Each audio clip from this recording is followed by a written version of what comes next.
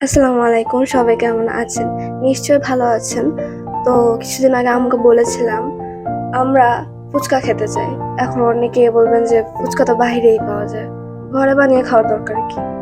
আসলে আমি আর আমার ছোট ভাই দুজনে বাইরে তৈরি খাবারটা খেতে এত পছন্দ করি না। আমার আম্মুর হাতে রান্না করা খাবারটাই বেশি পছন্দ লাগে। তো প্রায় সব সময় আম্মু আমাদের বাসায় পছন্দের খাবারটা রান্না করে দেয়।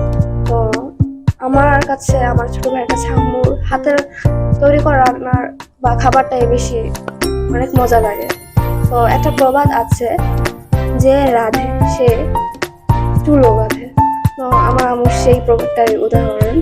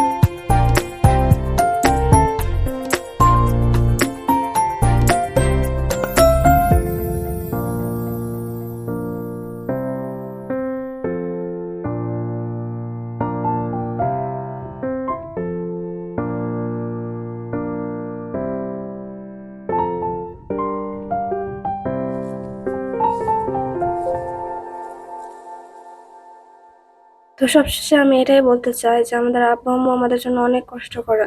যেমন আমাদের আব্বু, সে কিন্তু সারাদিন বাইরে থেকে আমাদের জন্য অনেক কষ্ট করে কাজ করে। আমাদের অনেকের বাবা হয়তো চাকরিজীবী বা ব্যবসায়, বা অনেকের বাবা কৃষক। তো সবাইকে উচিত, আমাদের বাবা মা মানে সবার উচিত আমাদের বাবাকে শ্রদ্ধা করা, ভালোবাসা। এছাড়াও মায়ের কথা তো না বললেই না। মা সবসময় আমাদেরকে আদর করে, আমাদেরকে মানুষের মতো মানুষ করে গড়ে তোলে। আমাদের বেশিরভাগের মা হয়তো গৃহিণী, বা অনেকের মা আছে যারা কিনা চাকরি করে।